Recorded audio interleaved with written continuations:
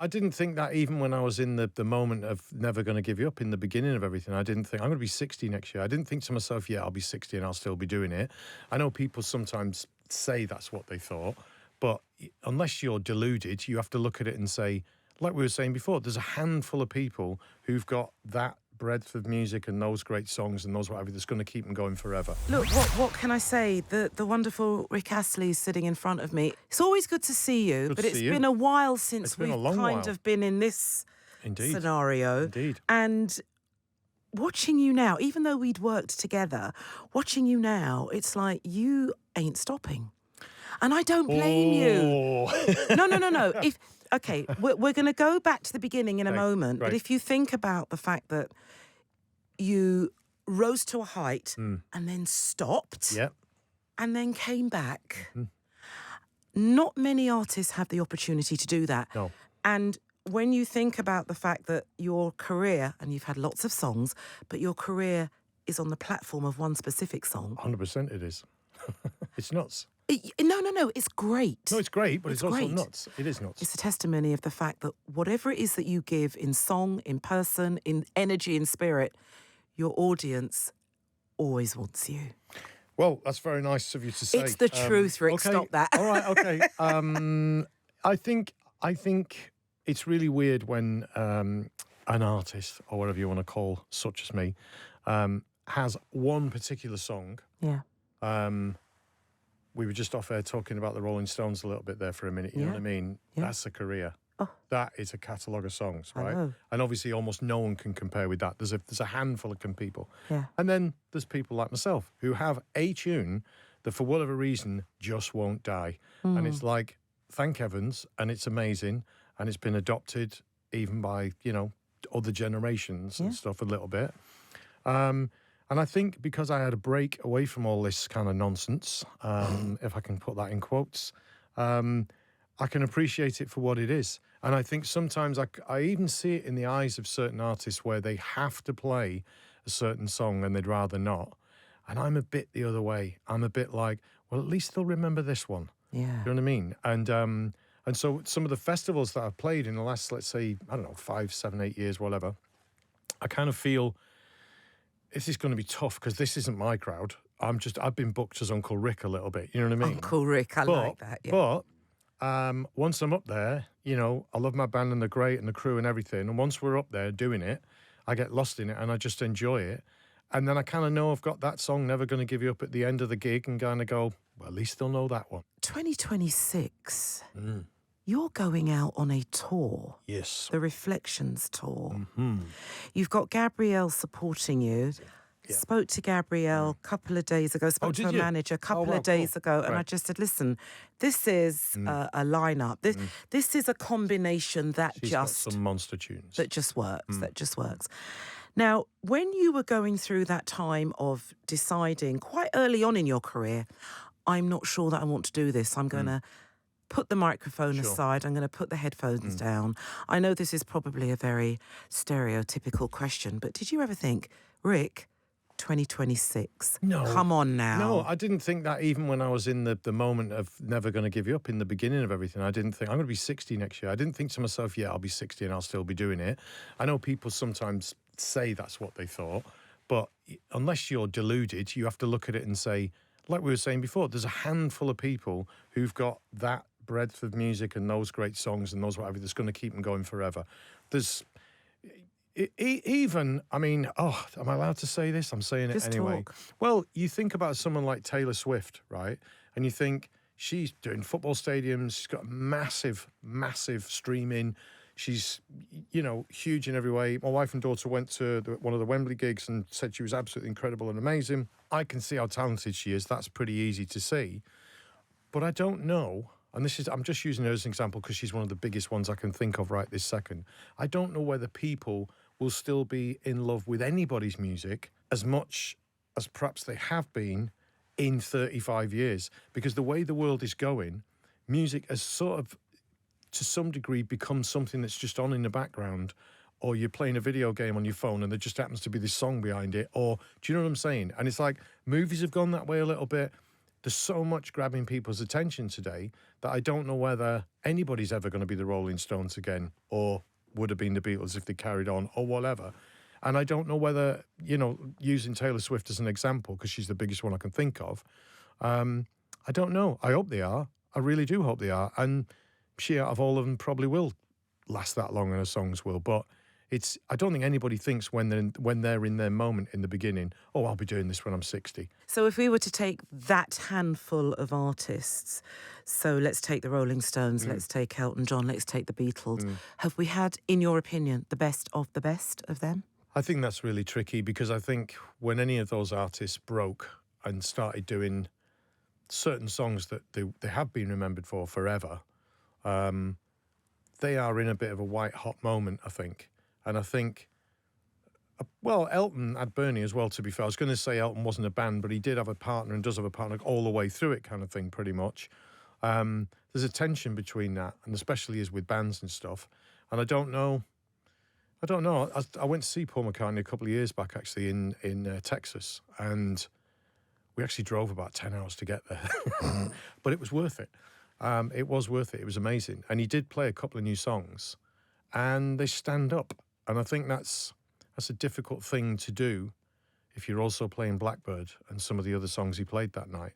I think the only difference is it's just you can't recreate what the Beatles did and the moments it created. And obviously, I wasn't there. I don't, but you just can't do it. And then when the Stones first became the Rolling Stones, that kind of took the world by, storm and all the rest of it, I don't think you can really recreate that.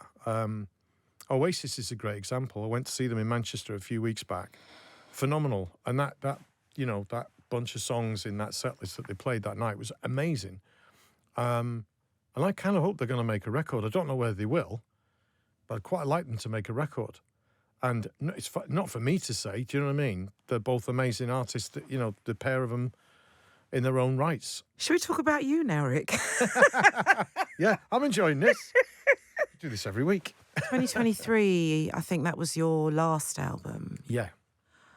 In terms of this new tour now, Reflections, is there an album coming out on? Not at the moment, no. I'm a bit kind of like, we decided, the Royal We, people I work with, my wife manages me, and we kind of said, we've had an amazing 9 or 10 years, and maybe we need a bit of time off just to kind of reflect on it, hence, the title of the tour.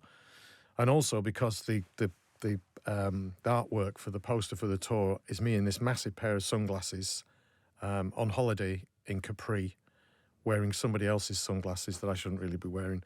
And I am looking out to sea, and it does, when I look at the photograph, I think, I'd had a couple of rosés, by the way. I'll tell everybody that. I'd like to be upfront about it. But I was kind of thinking, how the hell did I get here? And that's not false modesty. I've been some nice places in my time. But I think the fact that I'm going to be 60 next year, I am thinking a bit more about everything. And that doesn't mean to say that, it's that much of a milestone that I'm bothered about it. But I just think it's a certain number. And when I was 50, I thought a lot about it. And I went and made my first record for first time in years. And so, but in terms of making a new record right now, I'm kind of enjoying being off. And I'm kind of enjoying I go in my little studio quite a lot still, but I'm not putting things down properly. And I'm sort of enjoying it. I'm almost beginning to think maybe it'll be worth it when I actually do decide to make some new music. And I'd like to at least play one new song on the tour, because it's always fun and it frightens the band. You know what I mean? So it's always a good... but I just don't think I want to make a record right now. I've made 3 records in my garage on my own. So if I make one, I think I'd like to make one with a bunch of other people. The album 50, I felt that there was a musical turn, but also a life turn with that album. Yeah. And now, is that when your wife started to manage you? Yeah, just a bit before more? that. Yeah, for sure. And I think what it was that I think I'd done quite a lot of gigs, like rewind style gigs where, 4 or 5 artists go and play just their hits. They don't do track 4 from album 3 because you're just there to do your hits and someone's chomping at the bit to come on straight after you, or vice versa. And I loved doing it because it was so free to do it, because it's like there's no pressure. You don't have to kind of like tread water playing these couple of songs before you get back to a song that everyone knows. So it was pretty amazing in that respect, and also it was over before it started. It was kind of like you only did you did your hits. So if you had 2, you did 2. If you had 8, you did 8. So there was a lot of camaraderie in that as well. But at some point, I opened up for Peter Kay, and a friend of mine said, "This is nuts. You're going to be on stage, even if you don't feel it, even if they're still coming in as Peter's still warming up or whatever he's doing, you're going to be in front of thousands of people." And ironically, I think people were so eager to just get into Peter's gig. It was pretty full when I went on. I mean, it was pretty full. And he did like the big arena in Manchester. He did London O2, and I did all of those shows with him. And then he went all around the country.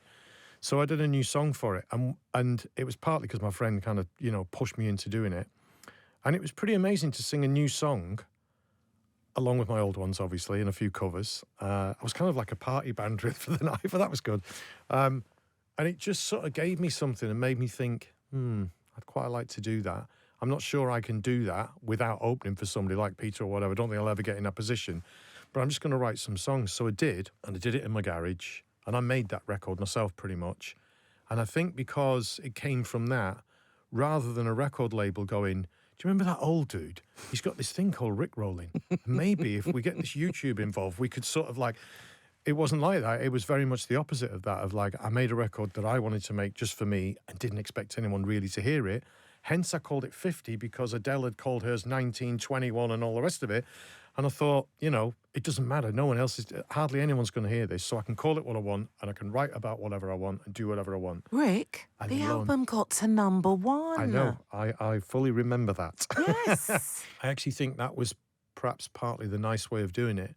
That I went to the record label that I've been with in the past, BMG, and it was different people, but obviously they still have the catalogue, the old catalogue and everything. And they approached it in a way of thinking, well, yes, he is an old dude. Yes, he is about to be 50. And I don't mean 50's old for a lot of people listening to this even, but I'm saying it is in pop music.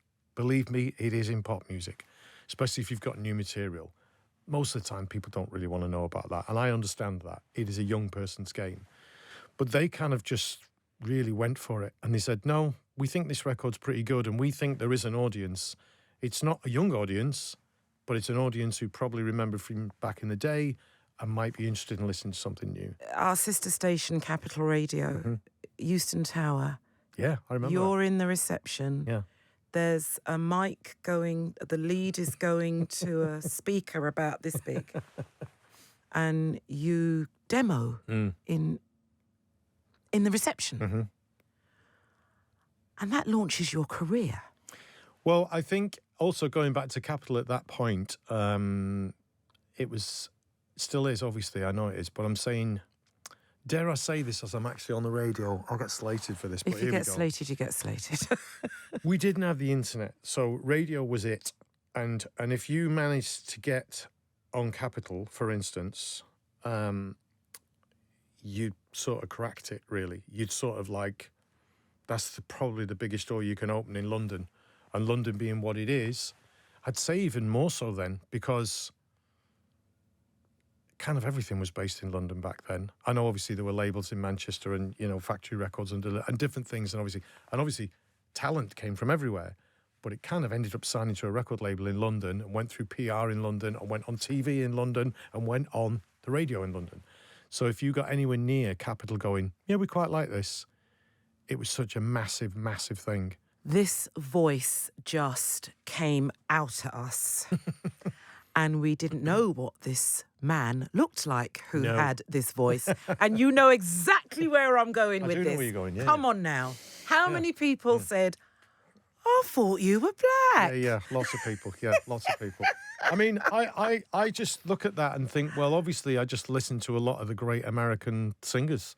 A lot of, let's say, I mean, Luther Vandross is possibly my favourite, I'd say, because I think I remember seeing him live. I saw him a couple of times at Wembley. I remember leaving the building going, well, there's no point. Just finish there then.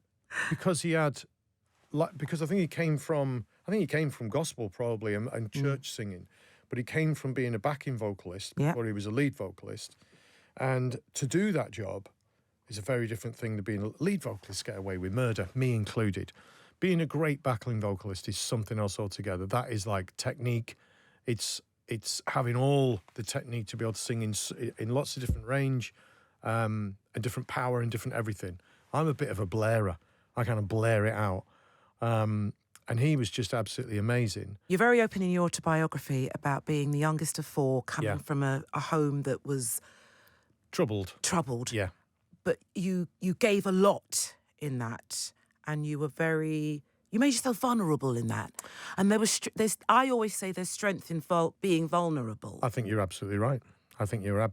And I also think it does you some good, and I did talk about this with my family first, obviously. It kind of does you some good to tell your side of it. And I waited till my mum and dad had passed because I didn't want to hurt them or their feelings or anything.